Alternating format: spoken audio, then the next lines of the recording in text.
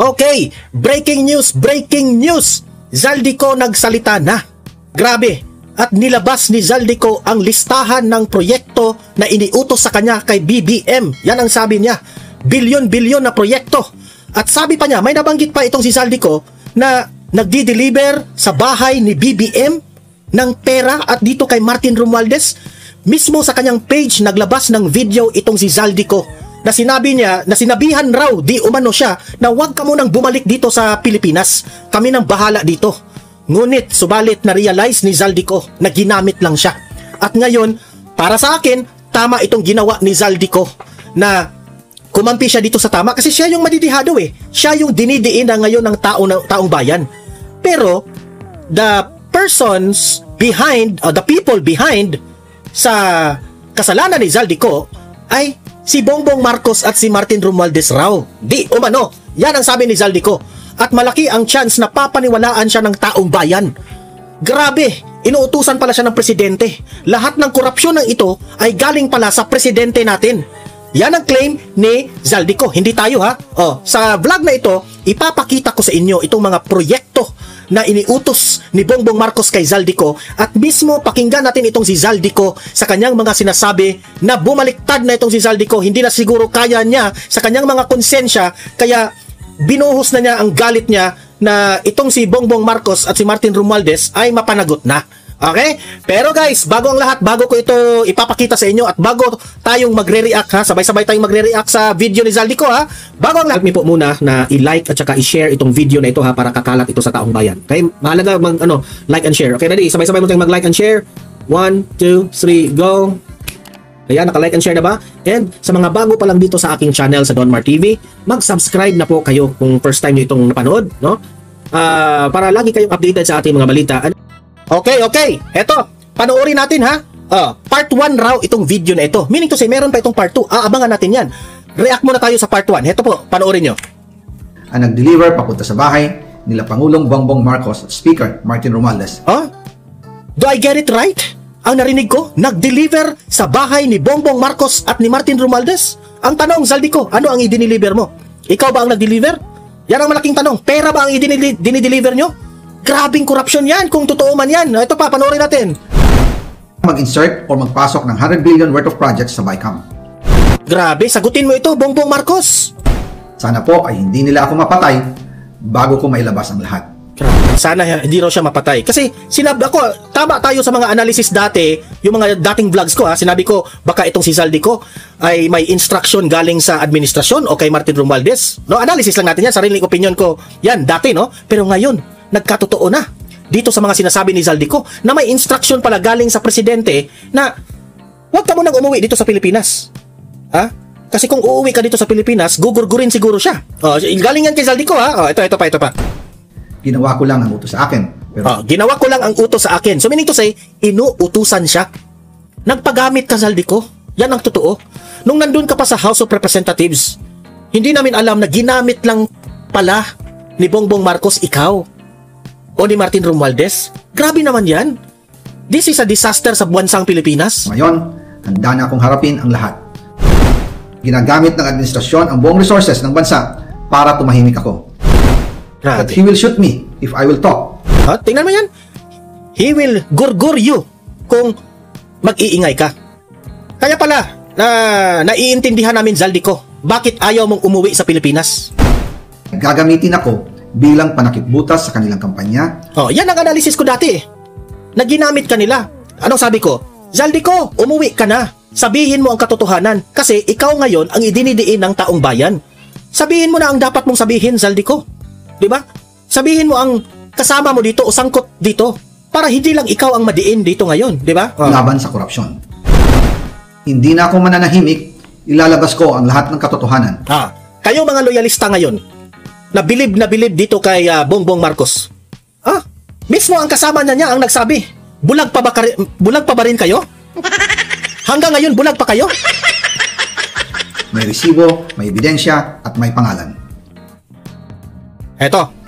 Para sa bawat Pilipino. Ito na po yung simula ng kanyang video. Yung kanina, teaser lang yun eh. Teaser. Ito, Zaldico. Tama itong ginagawa mo. Saludo kami sa iyo sa tapang mo. Sige, patuloy ka lang. Alam ko na buo ang galit ninyo sa akin ngayon. Nauunawaan ko rin kung bakit. Lalo na at malaki ang halagang nakataya. Pero bago kayo humusga, hayaan ninyong ipaliwanag ko ang buong katotohanan. Matagal akong hindi nagsalita dahil may direktang utos sa akin. Huwag nang bumalik ng Pilipinas at manahimik na lamang. Umalis ako noong July 19, 2025 para sa aking medical check-up. Naalala namin yun. Nakaplanong bumalik pagkatapos ng SONA ni Pangulo. Pero habang papauwi na ako, tinawagan ako ni dating Speaker Martin Romualdez at sinabihan, stay out of the country. Grabe. You will be well taken care of as instructed by the President. Linawin natin ha. Pagkatapos ng SONA ni Bongbong Marcos, nagpa-check up siya doon sa labas ng bansa. Nang pauwi na siya, tinawagan siya ni Martin Romualdez, Zaldico, huwag ka nang umuwi. Kasi mainit na yung pangalan mo. Ikaw na yung hinahanap ng tao. Ikaw na yung dinidiin ng tao. Sa kabalastugan na ginawa natin. At ang Pangulo. Parang ganun ha. Baka ganun yung sinabi. Diyan ka na lang, huwag ka nang umuwi. Kami nang bahala dito. Baka ganun yung sinabi ha. Inelaborate ko lang yung kwento niya. Noon naniniwala pa ako sa kanila. Kaya't hindi ako bumalik. Tumikom ang aking bibig. Sumunod ako. Pero ang hindi ko alam, ang ibig pala nilang sabihin sa aalagaan ka namin ay gagamitin ako bilang panakipbutas sa kanilang kampanya laban sa korupsyon. Grabe. So ginamit ka. Ikaw ngayon ang nadidihado. Di ba? Grabe. Ginawa nila akong poster boy ng kanilang sariling kasinungalingan. Ngayon, hindi na ako mananahimik. Ilalabas ko ang lahat ng katotohanan. Dapat lang. Dapat lang, Zaldico, na meron kang strategy ba? No? Kasi kung lagi ka na lang magpapaapi niyan, ikaw yung kawawa. Sa totoo lang, ikaw yung kawawa. Dapat sabihin mo lahat ng nalalaman mo patungkol sa ating Pangulo at ni Martin Romualdez. Kung marinig ito ng mga sundalo, mga kapulisan, masasaktan sila dito. Na parang binubudo lang tayo dito sa administrasyon na ito. Patuloy. May resibo, may ebidensya, at may pangalan. Nagsimula ito nung tumawag si Sekmina, pangandaman sa akin, nung nagumpisa ang BICAM process last year, 2024. Ang sabi niya, katatapos lang ng meeting nila ni Pangulo at may instructions na mag-insert o magpasok ng 100 billion worth of projects sa BICAM. Grabe. At sinabi pa ni Sekmina, you can confirm with Yusek Adrian Bersamin dahil magkasama sila sa meeting ni Pangulong BBM noong araw na yon. So meaning to say hanap tayo ng ito na yung pumasok sa aking utak eh. Ito yung analysis ko ito yung opinion ko. Sa sinabi ngayon ni Zaldico na inutusan siya ng presidente, nakakatawa. Kasi itong ICI, itong Senado, itong House of Representatives, lahat na siguro ng gobyernong ito at ang bansang ito at ang taong bayan, hanap tayo ng hanap sa mastermind. Nabuong akala natin si Zaldico at si Martin Romualdez. Yun pala, may ibang pinaka-mastermind. Yan ang aking Ang pinaka-mastermind lang pala ay nandyan lang pala sa mga harapan natin. Araw-araw. Grabe. Hindi ko masikmura na nandyan pa yan sa kinaupuan niya. Grabe. Palitan na yung presidente natin. Tinawagan ko po agad si Yusek Adrian Bersamin at tinanong ko kung may instruction nga ba ang Pangulo na magpasok ng 100 billion during their meeting. Grabe. Ang sabi niya ay totoo nga po. Kinonfirm pa ni Bersamin Ngayon, ang tanong, dinideny pa ninyo ito? Dapat bang paniwalaan si Zaldico? Para sa akin in my opinion, oo. Sila rin naman yan sa House of Representatives. In the first place, bakit hindi tayo maniniwala sa kanya na harap-harapan niya ang mga nangyayari dyan sa House of Representatives together with the former House Speaker? Diba? Kung i-analyze mo, ang isang tao na mag-whistleblow kagaya nito, wala na siyang magawa Hindi na niya kaya ipagtanggol ang kanyang sarili. Hindi niya pwedeng akuhin lahat ang kasalanan. Dapat sabihin na niya ang sino ang may utos sa kanya. Alangan naman, mangungurakot siya na siya lang mag-isa. Di ba? Kung mangungurakot man si Zaldico, dapat confident siya. Paano siya magiging confident? Dapat may nakaback up sa kanya. At sino ang nakaback up sa kanya? Siguro ang Pangulo o yung House Speaker. Analysis natin yan in my own opinion. Kaya confident siya at that time. Ngayon, bumulabog na lahat eh. Ika nga, nabiyak yung aquarium. O, naglabasan yung mga isda. Yung mga maliliit na isda, nagkirig-kirig. Yung mga big fish dyan, huli. Dapat yung mga small fish mag-ingay. Yung mga big fish, mahuhuli yan. Grabe itong sinabi ni Zaldico. Baka naman kayo mga loyalista, baka gumising-gising na. Mike Abe, gising-gising na. Binanggit na ni Zaldico, Mike Abe, ang dapat mabanggit.